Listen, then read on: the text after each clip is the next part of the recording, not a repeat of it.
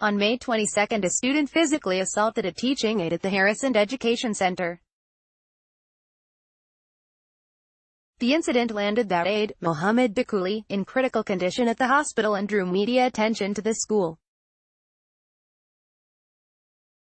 Corey Burfield later that week, the student accused of assaulting Dukuli, 18-year-old Corey Burfield of St. Paul, made his first court appearance in Hennepin County District Court. He had been charged with 1 count of first-degree assault and 1 count of third-degree assault. As laid out in the case report, according to surveillance video that captured the incident, Burfield approached Dukuli and made a grab for his belt where his school radio and keys to the building are kept before shoving Dukuli into a wall and continuing to beat him on the ground. At the court hearing, District Judge William Koch decided to release Burfield from custody without posting bail, so long as he and his mother agreed to follow a number of requirements: electronic home monitoring, no contact with Dukuli or his family, and that Burfield would meet with a mental health professional within 2 weeks. Outside the courthouse, Dukuli's family members shared hopeful updates of his recovery but told reporters they were largely disappointed in the outcome. Meanwhile, the story of the center's former principal, Monica Fabre, who was also assaulted by a student, has resurfaced. Fabre and one of her successors, Carol Markham Cousins, are both taking this renewed focus on Harrison as an opportunity to call on the district to shut the center down and find a way to better serve its students. The school, located in North Minneapolis, is Minneapolis Public Schools' only federal Level 4 setting high school, designated to serve students with the most challenging emotional and behavioral disabilities in a space separate from the general education population. It underwent a fresh start under Fabre's leadership in 2015, after being identified as the subject of a federal complaint filed with the U.S. Department of Justice's Civil Rights Division, asking the department to investigate and possibly even close the program. Yet while 2 former Harrison principals have left disillusioned, members of the center's current leadership team say their efforts to better serve these students are being overlooked. Former school leaders call Fresh Start a failure. Monica Fabre says she was disappointed to learn that staff had been re-equipped with walkie-talkies and keys after she'd gone on medical leave following the assault that left her concussed and traumatized. Those are 2 items that potentially made Dukuli a target in the recent assault case, and that Fabre had made a point to take away from all teachers and support staff. I took those away, all of the walkies. I took away all of the teachers' keys, because I wasn't running a prison, she said. I took those away because our children, when you confine them like prisoners, when you confine them like animals, then they fight because they go into survival mode. In addition, during her tenure, Fabre says she unlocked all of the doors at Harrison, asked for more administrative support at the school level, and demanded that the district help re-evaluate every single student's special education status and federally mandated personalized learning plan. But her requests never materialized during her time with the district, she said. Minpost photo by Aaron Heinrich. Mohammed Dukuli's uncle, told reporters Dukuli was making progress in his recovery, but he was disappointed in the judge's verdict. According to Fabre, the most recent assault case is proof that a hallmark of the Fresh Start process, having all staff in the building reapply for their positions, to ensure better alignment of vision and qualifications, fell apart after her departure as well. She says Dukuli was one of the people I had not hired back. When I was hired to be a change agent, she said. That the Minneapolis public school system intended to hire someone with a black body, but they could not respect my black mind. No one wanted to talk about the true issue of institutionalized racism. She's referring to the fact that more than 80% of the students enrolled at Harrison are black. This overrepresentation, she contends, indicates a flaw in the process by which students are identified for the program. The school serves a limited number of students, just 32 at its current enrollment count. According to the school's current principal, Nathan Hampton, roughly half of these students have emotional behavioral disorders and the other half have some other cognitive disability or autism. The expressed goal of any Level 4 program is to equip students with the tools they need to succeed in a regular setting. But Fabre says she also struggled to make progress on creating a process by which students enrolled at Harrison could transition back to mainstream schools. "You can't fix Harrison," she said. "It has to be dismantled. The building itself was built as a prison. You have to close that place down." While she left to take a job running a middle school in Louisiana, Fabre followed up by sending a letter to the U.S. Department of Education's Office for Civil Rights detailing her concerns about Harrison. When Markham Cousins came on board to lead Harrison during Fabre's medical leave, she says she entered hopeful about the opportunity to help transform the culture at Harrison. Big on restorative practices, she worked closely with an expert consultant for the district on getting staff the training they needed. But she left convinced that the promised reboot had failed. "I think my job was to keep a lid on it. I was naive in thinking there was going to be some effort in transforming, changing," she said. Unfortunately, Mohammed got hurt. "But this is an opportunity for us to look very deeply at what's going on." In her experience as interim principal at Harrison, she says the students were disengaged, the doors were locked, the staff was fearful, the community was enraged and the district was disconnected.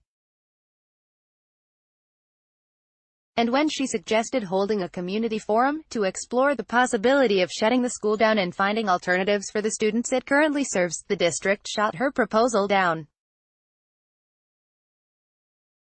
So she decided to not apply for the new permanent principal position when it became available. Minpost photo by Aaron Heinrich. Students' personal items, including cell phones, stay locked up during the day at Harrison. Now she's openly advocating that the district close the building, a recommendation she says she and others gave to Superintendent Ed Graff a while back. She thinks that the school's students would be better served if the district took a more individualized approach to meeting their individual needs, whether that meant tutoring them in small groups or sending them back to their home schools with added supports. This is not a new issue. It's been brought up before. What is the reason why we don't persist in making the necessary changes, she said. There are many of us that have paraded this in front of the school board and the superintendent. How you respond to the students with the highest needs, and really the least access and power in your community, is really an indicator of what you're about as a community. District sees a path forward for Harrison in stark contrast to the coalition of voices demanding an alternative to Harrison. The leadership currently in place at the school say things are, in fact, moving in a positive direction. "I'll fight tooth and nail to keep this place open, because I think our kids need something like this," Hampton said during an interview at the school last Wednesday afternoon. Having just completed his second school year as principal at Harrison, Hampton says students depend on the school for many things beyond an education. They rely on the school for things like a meal and relationships, as nearly a third are homeless and the vast majority are living in poverty. "If we close Harrison down, where will these kids go? I can tell you what they'll do, they'll drop out," he said. Open enrolling in another district, or in an intermediate district that's specifically designed to serve kids with more severe emotional behavioral disorders, is simply not a realistic option for many of these students, he said. In order to pursue these options, they'd need to be able to provide their own transportation to and from school every day. Rochelle Cox, the district's executive director of special education, says the reason Harrison exists is to ensure the district is complying with federal law, which states that each district must provide a federal setting Level 4 program for its students who qualify for these services. That means they need access to a learning environment that's separate from their general education peers, where they spend at least 50% of their day. Min-post photo by Aaron Heinrichs. Principal Nathan Hampton: I'll fight tooth and nail to keep this place open, because I think our kids need something like this. The majority of students are here 100% of their day. The 50% or above rule is used more when kids are transitioning back to a federal setting 3, or typical high school setting, she said, noting this allows students to try out a class or two at a regular high school, again, without staff needing to continuously change their special education status paperwork. According to Anthony Gregory, another member of the school's administration team, this year they've transitioned 3 students out of Harrison and back into mainstream high schools. Next year, they're hoping to help another 2 or 3 do the same. But they're not looking to push out students who communicate that they're more comfortable staying at Harrison, he said. In Gregory's 3 years at Harrison, he says this is a more recent development that they'd like to continue to build upon.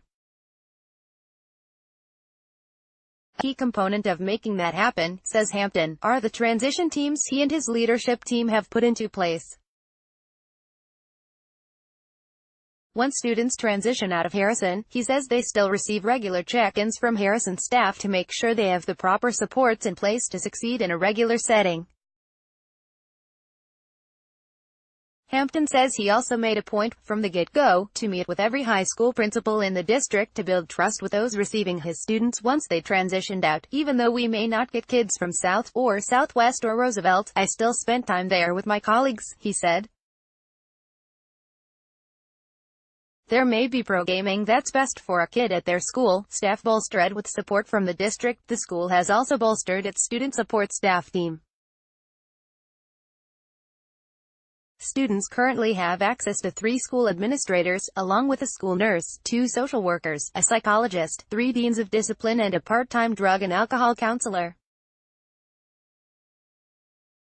In terms of safety and security protocol, students wait to be let in through the locked front door, then empty out their personal items, including their cell phones, into a bag that goes into storage each day.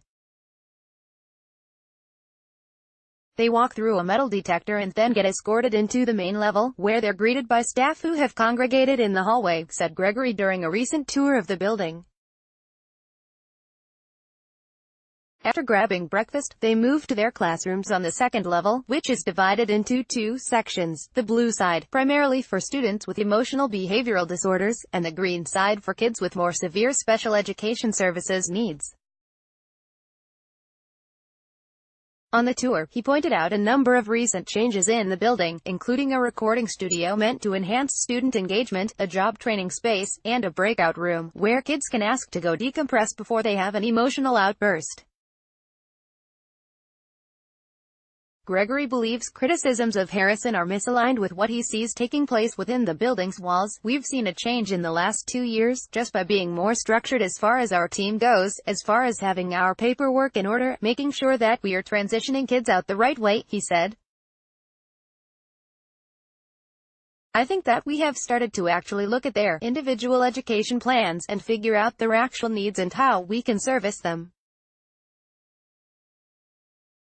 We have a long ways to go, but we are moving in the right direction. As for the return of the walkies and locked doors with keys, Gregory says they're not employed as an off-limits type of thing.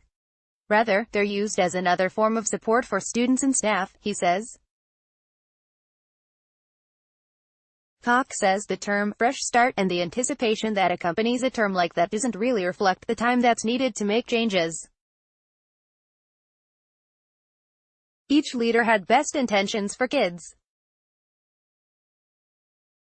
And I think we possibly have had to go through all those pieces to get to where we are today, she said. It's hard when people are still back 2 years ago, but haven't been involved or seen the progress we've made. This year, the school graduated 1 student and had 5 more seniors agree to continue their public education at Transitions Plus, a district-run program to help special education students transition to adult life. Chancellor Williams, 17, just completed his junior year at Harrison. He came from Washburn High School a year and a half ago, he says. Initially, the prospect of attending Harrison seemed daunting. But he says after about a month he began to feel more comfortable at Harrison. I just know that if I have something on my mind, I can go to staff, he said. If you're hungry, they're willing to buy you food, make you feel like you got somebody in your corner.